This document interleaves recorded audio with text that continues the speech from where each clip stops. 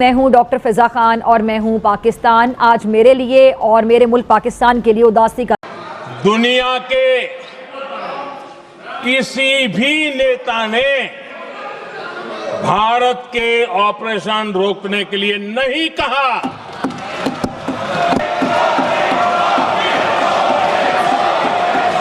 जी sir, सबसे पहले तो मैं आपके सामने ये रखना चाहती हूँ कि इंडिया के पार्लियामेंट में एक बहुत ही धांसू धुआंधार तकरीरें हुई हैं, स्पीच हुई है और डिबेट हुई है ऑपरेशन सिंदूर पे। ये जो सेशन अब हो रहा है ऑपरेशन सिंदूर के हवाले से हिंदुस्तान की लोकसभा में, इसमें एक चैलेंज गॉन्टलेट थ्रो किया प्राइम मिनिस्टर नरेंद्र मोदी को। तो प्राइम मिनिस्टर नरेंद्र मोदी ने 102 मिनट की, यानी 1 घंटा और 42 मिनट की उन्होंने लगातार वहां पे उन्होंने तकरीर की है। लोकसभा की बात करेंगे जहां पर PM of India Narendra Modi अपनी स्पीच डिलीवर कर रहे हैं और कह लेंगे काफी ज्यादा उनको सराहा जा रहा है ऑपरेशन सिंदूर को लेकर। मेरी अंडरस्टैंडिंग है कि उसकी सैंक्टिटी जो है लोकसभा की और पार्लियामेंट की, वो पाकिस्तान के मुकाबले में बहुत ज़्यादा है। तो हिंदुस्तान की पार्लियामेंट के फ्लोर के ऊपर अब नरेंद्र मोदी ने यह कहा है कि दुनिया के किसी नेता ने किसी भी स्टेज के ऊपर हिंदुस्तान को पाकिस्तान से जंग बंद करने के लिए नहीं कहा। भारतीय मीडिया ने यह दावा किया है ना कि पहलगाम हमले के जिम्मेदार पाकिस्तानी थे। कि एक तरफ पार्लियामेंट का सेशन चल रहा है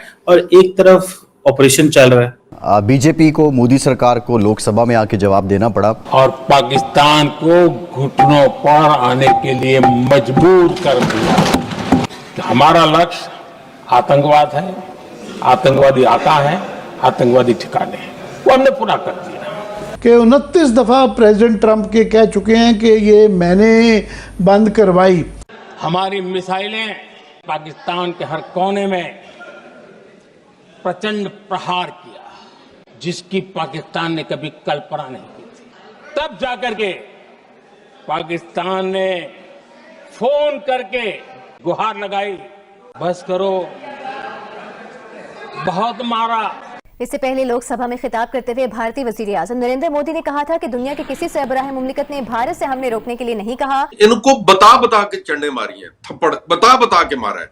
क्या अब फलानी जगह, अभी दोबारा किया तो फलानी जगह मारेंगे, दोबारा किया तो फलानी जगह मारेंगे। क्या ऐसे बदएतमादी के हालात में मुमकिन है कि मोदी दोबारा कोई मिस एडवेंचर करे? मोदी में वाकई हिम्मत है। पाकिस्तान कन्वेंशनल वॉरफेयर में हिंदुस्तान का कभी मुकाबला नहीं कर सकता।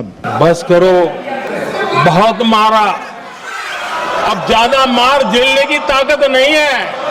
ये पाकिस्तान के डीजीएमओ का फोन था। नरेंद्र मोदी ने अपने खिताब में ये दावा भी कर दिया कि अगर भारत पर कोई दहशतगर्द हमला हुआ तो हम अपने तरीके, अपनी शराइत और अपने वक्त पर जवाब देंगे। दूसरा, कोई एटमी ब्लैकमेलिंग काम नहीं करेगी। और तीसरा ये कि हम दहशतगर्दों और दहशतगर्दों की सरपरस्ती करने वालों को अलग अलग नहीं देखेंगे। हमारा मुल्क इस्लाम के नाम पे बना हुआ मुल्क है और ये सारी जो अभी मुस्तफ़ा भाई कह रहे थे झूठ या धोखे या ये सारी चीजें, ये वो इक़दार हैं जो इस्लाम ने हमें सिखाई। मोदी जी एक के बाद एक कोई ना कोई जीत लेकर आते जा रहे हैं और जबकि डोनाल्ड ट्रंप ने इतनी कोशिश करी। इस वक्त एक इम्पॉर्टेंट डेवलपमेंट ये है कि भारत की पार्लियामेंट के अंदर आपको पता है एक बहुत बड़ा सेशन हो रहा है।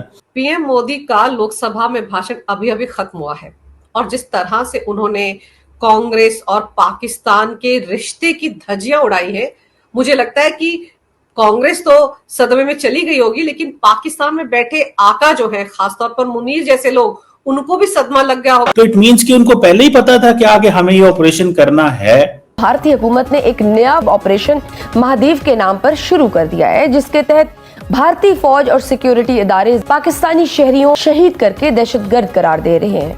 एक्स मिलिट्री में कभी ये नहीं देखूंगा कि एनिमी की इंटेंशन है या नहीं है, मैं देखूंगा उसकी कैपेसिटी कैपेबिलिटी है कि नहीं। जो मोदी का पॉलिटिकल माइंडसेट है ना, उसके मुताबिक उनकी बिल्कुल कैपेसिटी कैपेबिलिटी है कि वो दोबारा ये मिस एडवेंचर कर सकते हैं। अमेरिकी विदेश विभाग द रेजिडेंट फ्रंट आतंकी संगठन घोषित हो चुका है। अमेरिकी विदेश विभाग ने द रेजिडेंट फ्रंट को एक विदेशी आतंकी संगठन और वैश्विक आतंकवादी संगठन घोषित किया है। इंडिया जो है वो इस वक्त बड़ा कामयाब नजर आ रहा है, इस सेंस में कि यार उन्होंने एक काम कर दिया कि उन्होंने कहा कि हाँ जी, हम अमेरिका से हमने इसको डेजिग्नेट करवा लिया। आज ये बात हुई है, उसमें एक थीम क्लियर नजर आ रही है कि आपको नजर आता है कि इंडिया तेजी से तैयारी कर रहा है। और आज जो ये अल्फाज मेरे लिए सबसे इंपॉर्टेंट आज की प्रेस कॉन्फ्रेंस के, पाकिस्तान ने एक साथ 1000 मिसाइलें और ड्रोन से हमला किया था। और भारत ने सब फोड़ दिए। पाकिस्तानी कौम दुश्मन है सच्चे आदमी की और काबिल आदमी की। इसीलिए तो देखो सारी वसाइल होने के बावजूद सारी दुनिया में हाथ ऐसे नहीं है बल्कि हाथ ऐसे। बुरा लगा? सच कड़वा होता है। मोदी ने आज ये भी बोल दिया कि ट्रंप झूठा है। मेरी और ट्रंप की तो कोई कॉल पे बात ही नहीं। इंडिया के पार्लियामेंट में एक बहुत ही धांसू धुआंधार तकरीरें हुई हैं, स्पीच हुई है और डिबेट हुई है ऑपरेशन सिंदूर पे। एक तरह से फॉरेन पॉलिसी है जो भारत की, वो भी उन्होंने एक तरह से क्लियर कट कर दी है, इवन अमेरिका को भी चेता दिया। Congratulations to the Indian Army for eliminating 3 Pakistani terrorists involved in Pahalgam terrorist attack under Operation Mahadev in Lidwas area of Srinagar, Jammu and Kashmir. Her her Mahadev. PM Modi ने कहा कि पिछले 10 साल में भारत ने जो तैयारी की है वो ना की होती ना बॉस, तो भारत को कितना नुकसान हो सकता था इसकी कल्पना नहीं की जा सकती। लेकिन आज भारत आत्मनिर्भर है और इसी वजह से भारत के हमलों से पाकिस्तान के कई एयरबेस अभी तक आईसीयू में नहीं आ रही। पाकिस्तान में हम किसकी साइड पे खड़े हों, हम क्या करें, हमें कोई बताए। डॉक्टर जयशंकर ने कोई 40 मिनट्स की स्पीच की है वहां पर। इसी तरह जो राजनाथ सिंह हैं, उन्होंने तो बड़े ही धुआंधार जिसे कहते हैं ना, दो टोक जवाबात दिए। सबसे बड़ी बात है कि उन्होंने इंडस वाटर ट्रीटी की बात की कि उसको अवेंस में रख दिया है।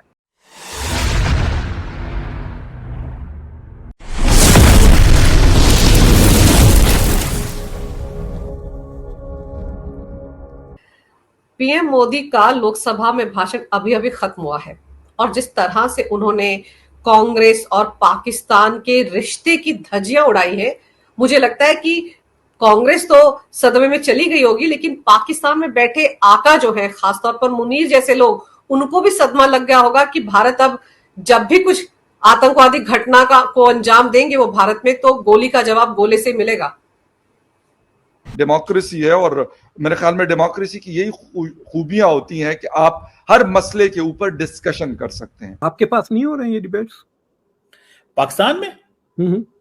हो रही है, लेकिन क्योंकि देखिए पाकिस्तान में जब डिबेट होती है तो उसका जो वो वन साइडेड डिबेट होती है, क्योंकि हम पता है कि पाकिस्तान की नेशनल असेंबली और पाकिस्तान की पार्लियामेंट की कोई अहमियत, कोई वक़्त, कोई औकात ही नहीं है। नरेंद्र मोदी ने जवाब दिया आगे से कि अगर पाकिस्तान 10 मई को हमारे पर अटैक करेगा तो हम उससे बड़ा अटैक करेंगे, अगर वो गोली से वार करेगा तो हम गोले से वार करेंगे। It's really a big statement from the PM of India Narendra Modi. Bharat के वजीर आजम नरेंद्र मोदी ने बड़े खुल खला के पार्लियामेंट में बहस की और कहा जनाब कि हम तो अभिनंदन को भी वापस लेके आ गए और कांग्रेस जो है उसने अपीजमेंट की पॉलिटिक्स की, वोट बैंक की पॉलिटिक्स की और हिंदू टेरर का नैरेटिव जो है वो कांग्रेस देती रही। सो मोदी साहब के बेसिकली 2 टारगेट थे, एक इंडियन कांग्रेस और दूसरा पाकिस्तान। और वो कह रहे हैं कि जनाब जो कांग्रेस है वो पाकिस्तान का नैरेटिव बोल रही है।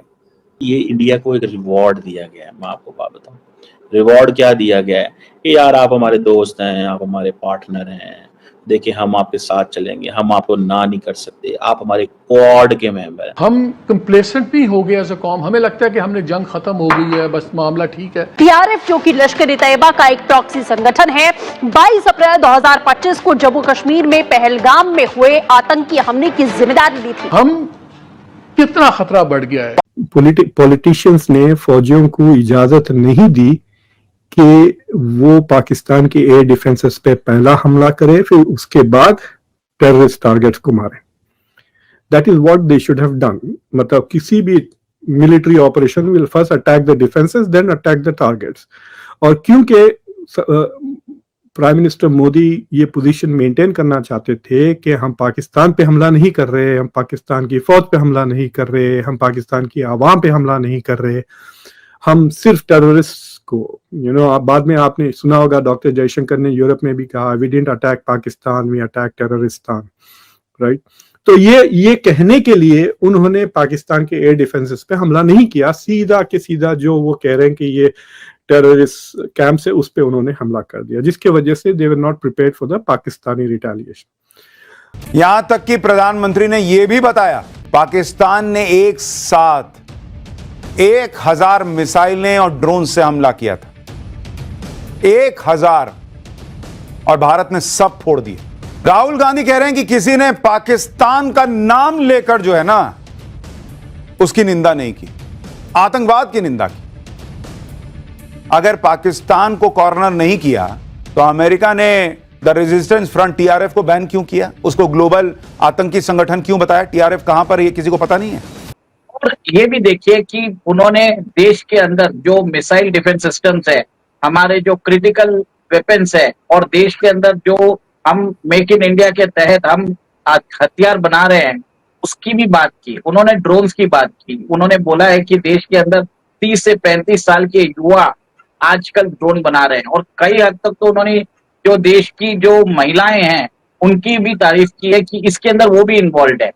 तो आप ये देखिए कि देश का प्रधानमंत्री है, वो देश के अंदर आके वो बताता है कि मैं देश की वेपन्स इंडस्ट्री को, हमारी डिफेंस इंडस्ट्री को वो एक तरह से स्ट्रॉन्ग कर रहे हैं।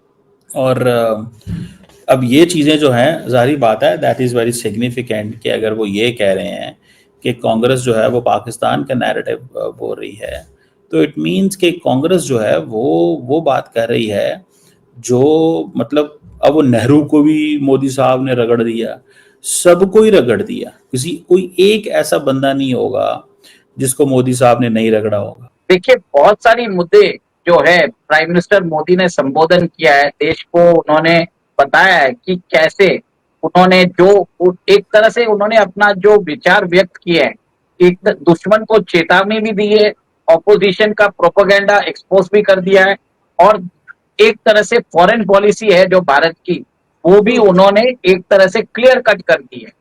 सबसे बड़ी बात है कि उन्होंने इंडस वाटर ट्रीटी की बात की कि उसको अवेंस में रख दिया है, और कैसे उन्होंने बताया कि 80% जो पानी है वो पाकिस्तान को जाता था, जिसके कारण देश के अंदर किसानों को बहुत ज्यादा तकलीफ होती थी।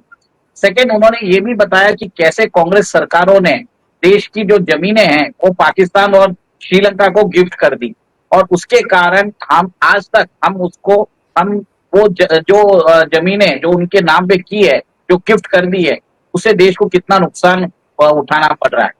और कह रहे हैं हमारे समय में तो पाकिस्तान का नाम, 26/11 के बाद पाकिस्तान का नाम लिया था अमेरिका ने। अमेरिका से FBI की टीम आई थी भारत की जांच में मदद करने के लिए, तब हमको मदद लगती थी, तब भी पाकिस्तान को टेररिस्ट नेशन नहीं बता दिया था अमेरिका ने। तो क्या जब 26/11 हुआ था तो अमेरिका ने पाकिस्तान से रिश्ते तोड़ लिए थे क्या? जबकि 26/11 में तो अमेरिकी नागरिक भी मरे थे। और क्या भारत अमेरिका के लिए अपने रिश्ते किसी से तोड़ लेता है क्या? अभी अमेरिका चिल्लाता रह गया कि S-400 ना खरीदो रशिया से, भारत ने सुन ली थी क्या? खरीदा कि नहीं खरीदा? नेटो देश सारे कहते रह गए रशिया से तेल मत खरीदो, भारत ने तेल खरीदा कि नहीं खरीदा? भाई ये ग्लोबल डिप्लोमेसी है, बच्चों की दोस्ती थोड़ी चल रही है कि राहुल का पप्पू से झगड़ा हो गया तो अब जो है वो राहुल से कोई बात नहीं करेगा, नहीं तो तुम मेरे दोस्त नहीं। कट्टी मोदी ने कहा कि किसी फॉरेन लीडर ने हम पे दबाव नहीं डाला, फिर भी ना तो ट्रंप का नाम लिया ना तुर्की का नाम लिया। तो मुझे सवाल ये उठना है कि ठीक है, मतलब जेडी वैंस आपको आके इंटेलिजेंस दे रहा था, आप उनको शुक्रिया अदा तो कर दे कि आपने हमको वार्निंग दे दी। वो कोई अभी तक एक बार भी इंडिया के तरह से कोई शुक्रिया नहीं आया अमेरिका को कि आपने हमको बताया कि पाकिस्तान मैसिव अटैक करने वाला है। अगर आपको मालूम था तो आप वो कह देते जेडी वैंस को कि we know it, we are ready. और तीसरी चीज ये है कि भाई डोनाल्ड ट्रंप ने कैसा अनाउंस किया, वरना अगर मैं मोदी होता और ट्रंप हमारे अप्रूवल के बगैर ट्वीट करते तो मैं जरूर कुछ क्लेवर ट्वीट कर देता। Thanks to Donald Trump now I know that we have a ceasefire कर देता। ऐसे कोई मजाक करते तंज कर देता ना।